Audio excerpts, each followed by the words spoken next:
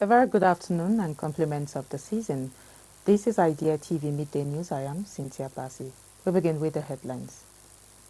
Nigeria to end multiple budget cycles by 2026. KWARA abductions, 7 feared kidnapped. Court adjourns challenge against Niger education reforms. DAKAR, BAKU seal digital partnership, and away from Africa, Thailand and Cambodia agree immediate border ceasefire. In business, CEMAC state raised record $9.4 billion in debt markets. In health, NGO urges government to categorize sickle cell patients as disabled. In sports, Nigeria and Tunisia battle for Group C dominance. And now the news in full. Nigeria's House of Representatives has approved the repeal and reenactment of the 2024 and 2025 Appropriation Act to end the long-standing practice of running multiple budget cycles. Speaking at a news conference in Abuja yesterday, Deputy Spokesperson Philip Arese explained that the legislative action follows a request from President Bola Tinubu to align the nation's fiscal management with international best practices. This move effectively extends the implementation of the 2025 capital budget until March 31, 2026.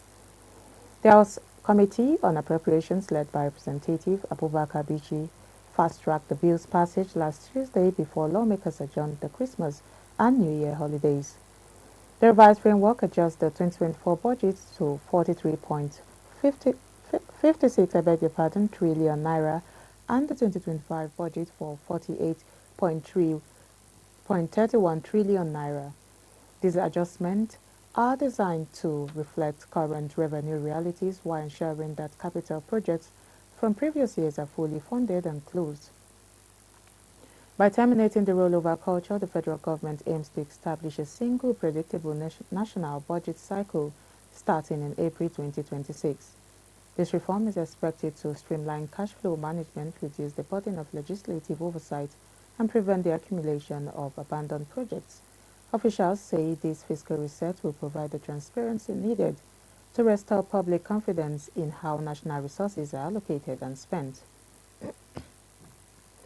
Moving on, security forces have launched a search operation in KWARA State following a Friday evening raid that left 7 people missing. Armed men stormed the Andala community near Igbaja at approximately 7 o'clock, shooting sporadically to overpower local residents. One woman was wounded during the assault, while several others sustained injuries while attempting to flee into nearby forests. The KWARA South Joint Community Security Watch Network confirmed that local hunters and vigilantes were the first to respond before being joined by soldiers from the 22nd Armored Brigade. Despite the rapid deployment of 2 operational trucks of troops, the assailants managed to retreat into the bush with their captives. Many families have since abandoned their homes seeking refuge in neighboring towns due to the threat of further attacks. State police officials say they are currently awaiting a full briefing on the incident. While the motive remains unconfirmed, the attack has disrupted the peace of the agrarian community during the festive period. Security patrols have been intensified across the Ifelodun local government area as operatives work to track the kidnappers and secure the release of the victims. In another news, the High Court in Minna has adjourned the legal battle between the Niger State Parent-Teacher Association and the state government until February 12, 2026. The association is challenging the legality of education reforms that led to its sudden dissolution and the appointment of a state-led caretaker committee. Justice Michael Abdullahi presided over the hearing yesterday, where the association argued that as a corporate entity registered with the Corporate Affairs Commission, the Ministry of Basic Education lacks the legal authority to interfere in its internal leadership. The association is seeking an urgent injunction to stop the government-appointed committee from taking any further administrative actions. The dispute intensified following a November press conference where the state officials announced the association's dissolution. Counsel for the Parents and Teachers maintains that this move violates the Companies and Allied Matters Act, warning that any decision made by the state-appointed committee could cause irreparable damage to the organization's autonomy. Senegal and Azerbaijan have signed the landmark digital cooperation deal to overhaul public administration and boost the tech economy. Following a two-day diplomatic visit to Dakar that concluded yesterday, the two nations signed memorandums of understanding focused on cybersecurity, startup innovation, and the large-scale digitalization of government services. The agreement pairs Senegal's new technologic strategy with Azerbaijan's globally recognized expertise in e-government. Joint committees will now be established to oversee skills transfers and the development of digital identity solutions. The partnership aims to improve administrative efficiency while strengthening digital sovereignty for both nations. This collaboration follows a series of high-level exchanges initiated last month by leveraging Azerbaijan's high-ranking experience in integrated public platforms. Senegal intends to accelerate its national digital transformation.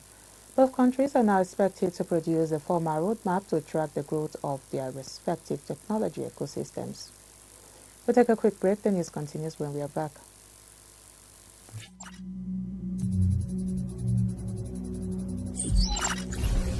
Human augmentation. Human augmentation is enhancing human abilities through exoskeletons, wearable technology, and brain-computer interfaces. For instance, exoskeletons are helping individuals with mobility challenges walk again, while brain-computer interfaces allow users to control devices with their thoughts. However, concerns around accessibility and privacy remain. The market for human augmentation is expected to grow to $298.5 billion by 2027, driven by demand in healthcare, defense, and personal productivity tools.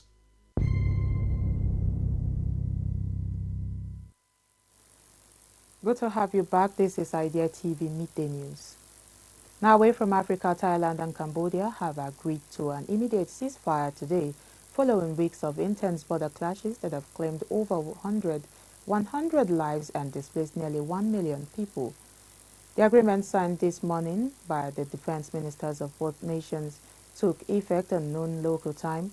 Both sides have committed to an immediate freeze on troop movements and a total halt to all forms of military aggression, including artillery fire and airstrikes. The breakthrough follows 3 days of high-level negotiations aimed at ending the war's violence seen along the frontier in over a decade. The joint statement confirms a de-escalation period during which both militaries must avoid unprovoked firing or advancing towards enemy positions. As a further sign of goodwill, Thailand has agreed to release 18 Cambodian soldiers currently in its custody, provided the truce holds for the next 72 hours. This latest deal seeks to restore the Kuala Lumpur peace accords signed in October, which collapsed earlier this month amid a series of deadly skirmishes.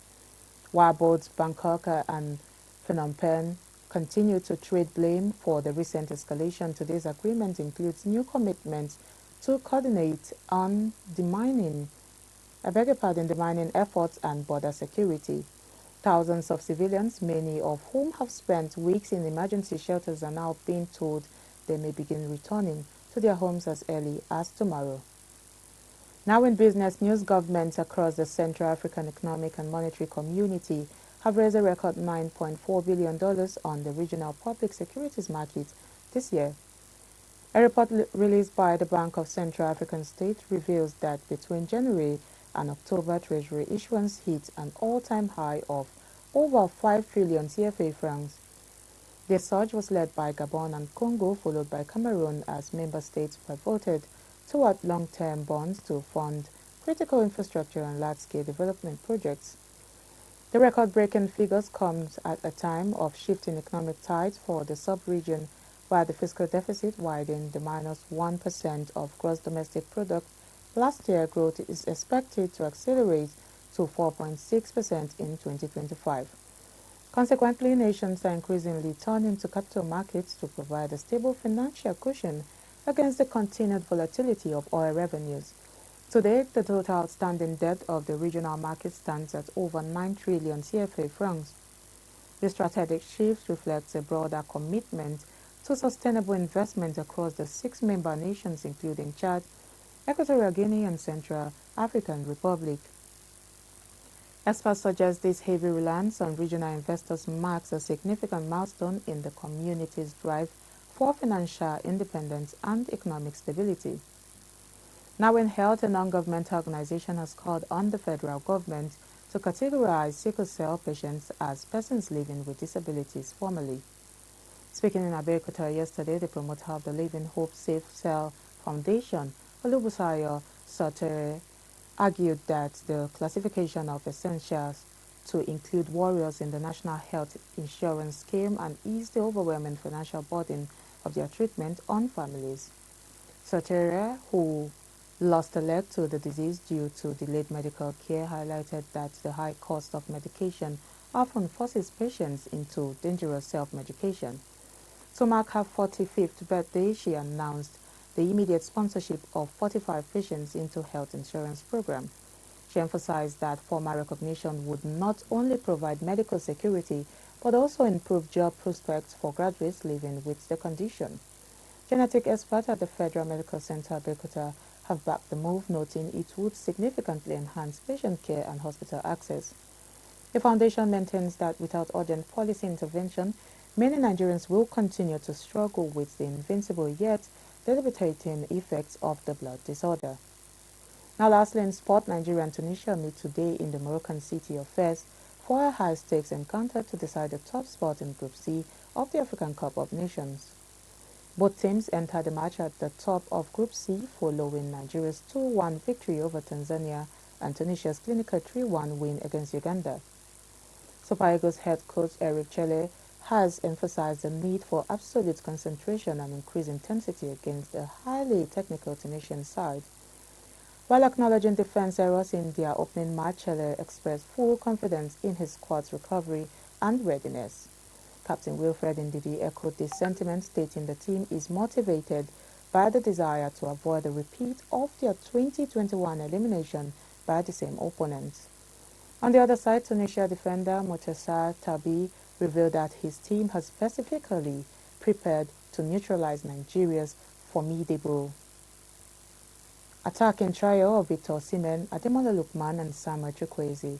With both nations tied at 6 wins each over their 64-year history, a victory today would not only secure the top spot in the group, but also provide a significant psychological edge as the tournament moves towards the knockout stage. That is all we have for you on Idea TV Midday News, but before we go, here's a recap of the headlines. Nigeria to end multiple budget cycles by 2026. KWARA abductions, 7 feared kidnapped. ADJOURNS challenge against Niger education reforms. And DAKAR and BAKU seal digital partnership on Away from Africa. Thailand and Cambodia agree immediate border ceasefire. In business, CEMAC states raised record $9.4 billion in debt markets. In health, NGO urges government to categorize sickle cell patients as disabled. And finally, in sport, Nigeria and Tunisia battle for Group C dominance. And now do not forget to follow us across all our social media platforms at Idea Television. I am Cynthia Bassi. Thank you for your time.